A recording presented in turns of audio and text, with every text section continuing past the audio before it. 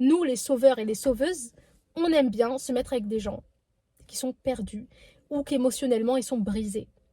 On aime bien parce que on a besoin de sauver l'autre.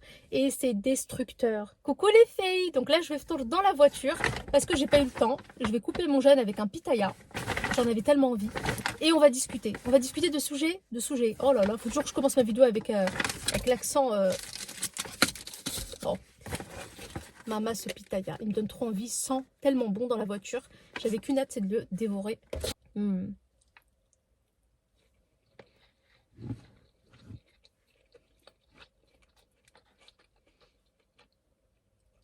En plus, il est encore bien chaud. Je sais pas si vous voyez la fumée.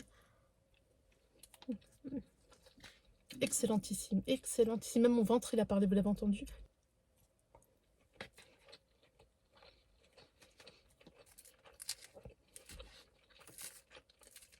J'ai oublié à quel point c'était excellent.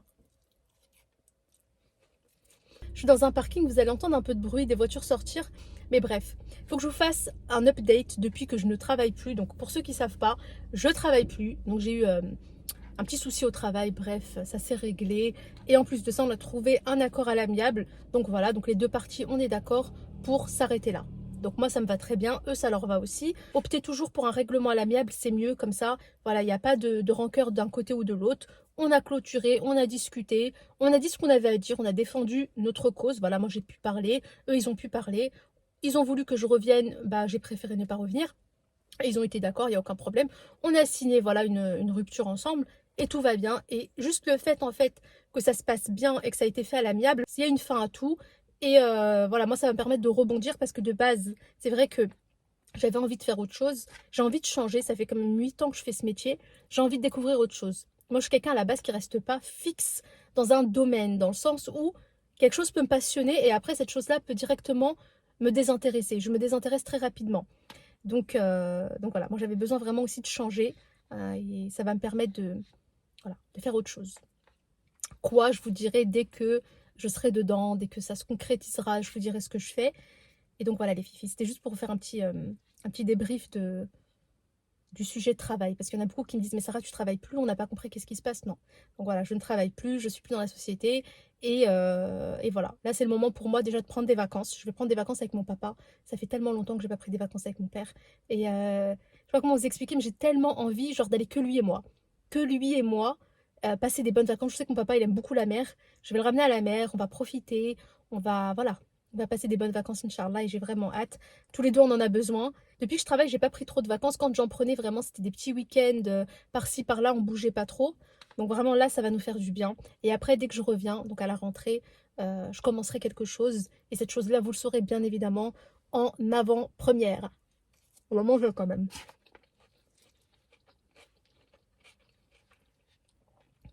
Je vais pas le répéter, mais je me régale. Je me régale vraiment là.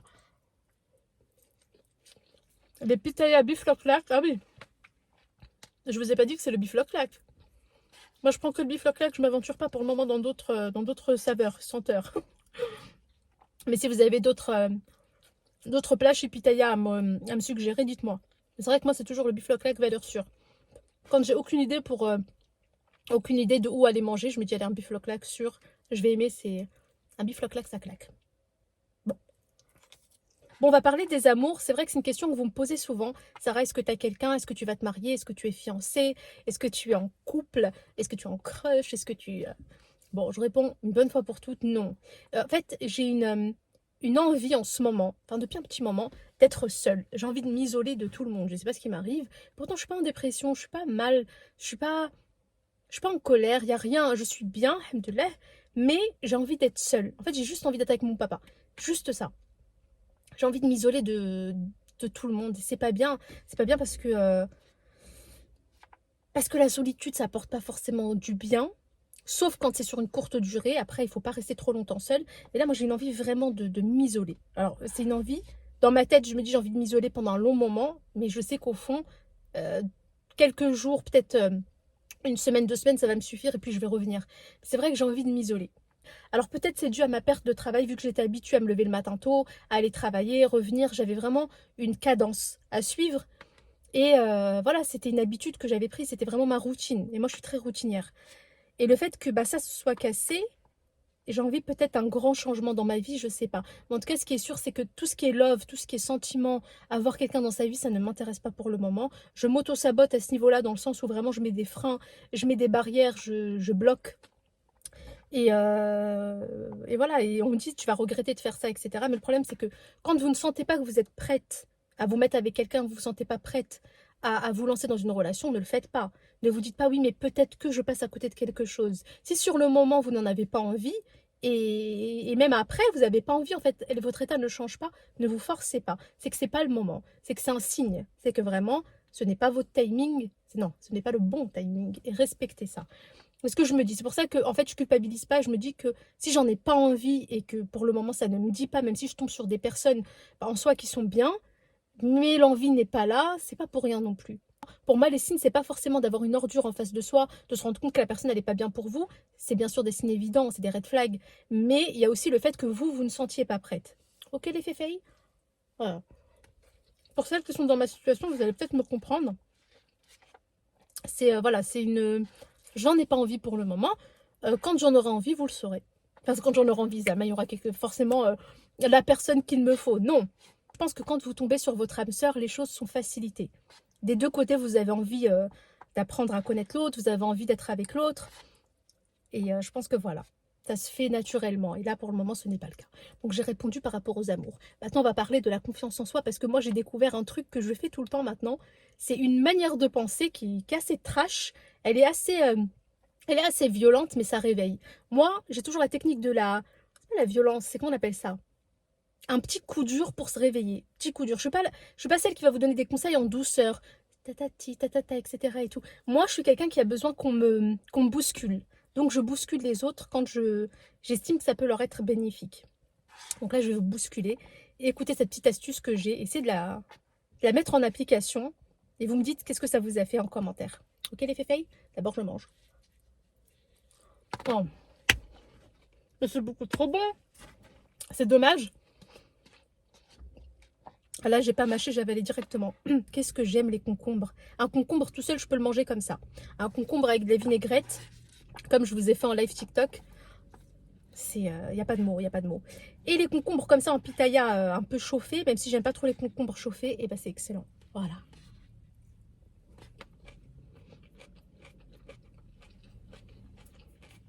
Ça rajoute du croquant. Alors, c'est quoi l'astuce pour avoir confiance en soi? Ça va se passer dans l'immédiat. Donc, ça va avoir un effet tout de suite. Si vous êtes mal, vous vous sentez très, très, très, comment dire, très angoissé, vous avez complètement perdu confiance en vous, et surtout à un moment où le regard des autres a une telle importance pour vous que ça vous détruit. Eh bien, écoutez-moi bien. Vous allez réfléchir de la sorte. Attendez, petite bouchée quand même, pour que je vous explique mieux. Il me faut de l'énergie. Donc, franchement... je comprends. Ok, écologie, fourchette en même temps baguette, mais bon, autant faire une cuillère, hein, parce que là, elle est trop... Déjà, ça s'effrite.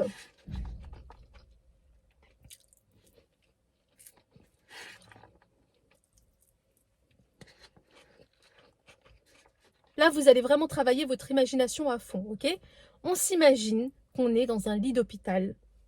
Je le souhaite à personne, et pour ceux qui sont dans des lits d'hôpitaux et qui souffrent, on est de tout cœur avec vous. Vraiment, force à vous. Et je vais pleurer, donc il faut mieux pas que je parle. En tout cas, force à vous, courage. Il y aura bien une fin à tout ça. Je vous souhaite la guérison à tous. Et gardez toujours espoir, parce que c'est l'espoir qui fait vivre et c'est réel. Voilà. Donc là, c'est vraiment juste un petit exemple que je prends pour se rendre compte qu'on n'est pas dans cette situation-là. Il faut aussi être reconnaissant de ça. Bref, vous vous imaginez que vous êtes dans un lit d'hôpital et qu'un médecin vient. Donc vous ouvrez les yeux, vous vous rendez compte que vous êtes à l'hôpital, vous ne comprenez pas pourquoi, vous avez comme perdu la mémoire. Et là, il y a un médecin qui vient et il vous annonce que vous avez un cancer en phase terminale et qu'il vous reste quelques jours, voire maximum quelques semaines. Et vous voyez toute votre famille autour qui pleure, ils sont anéantis. Et vous vous rendez compte en fait que c'est la fin, il vous reste quasiment plus rien. Ok? Imaginez vraiment ça. Mettez-vous dans cette peau-là. Et vous vous rendez compte en fait que c'est bon, vous arrivez à la fin de votre vie, alors que vous vous imaginiez avoir un mari, une femme, des enfants, etc. Vous vous imaginez encore avoir beaucoup de choses à faire, mais stop, la maladie vous a rattrapé, phase terminale, c'est fini, vous restez à l'hôpital et vous allez finir à l'hôpital. Ok? Fermez les yeux, imaginez ça. Et quand je dis toute votre famille, il n'y aura malheureusement pas tout le monde. Il y aura au mieux votre papa, votre maman, peut-être votre frère, peut-être votre sœur, mais pas tout le monde. Il n'y aura que ceux qui tenaient réellement à vous, auprès de vous, et ça se compte malheureusement sur les doigts d'une main, pour beaucoup d'entre nous. Donc voilà, vous allez vous rendre compte en fait qu'il n'y avait pas tous ceux que vous pensiez, et qu'en plus de ça, tous les gens pour qui le regard était important, les gens extérieurs, votre patron, vos collègues, je sais pas moi, les gens des réseaux sociaux, si vous êtes sur les réseaux sociaux, vos amis, tout ça, ils sont pas là. Ils s'en foutent, ils continuent leur vie. Ils sont en train de faire leur vie pendant que vous êtes en train de die à l'hôpital. Vous êtes sur le point de mourir à l'hôpital.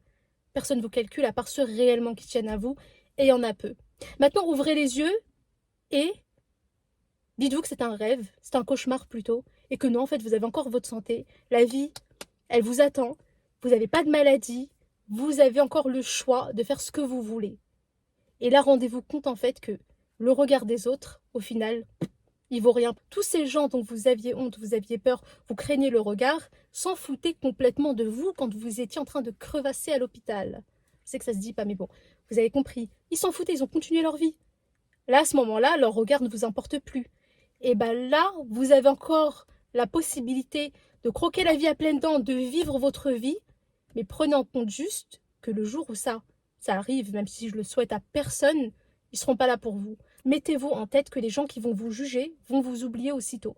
Ils vont vous juger en journée. Le soir même, ils s'en foutent, ils ont oublié. Ils sont avec leur famille, ils sont avec leurs enfants, ou ils sont avec leurs frères et sœurs. Ils s'en foutent complètement de votre existence.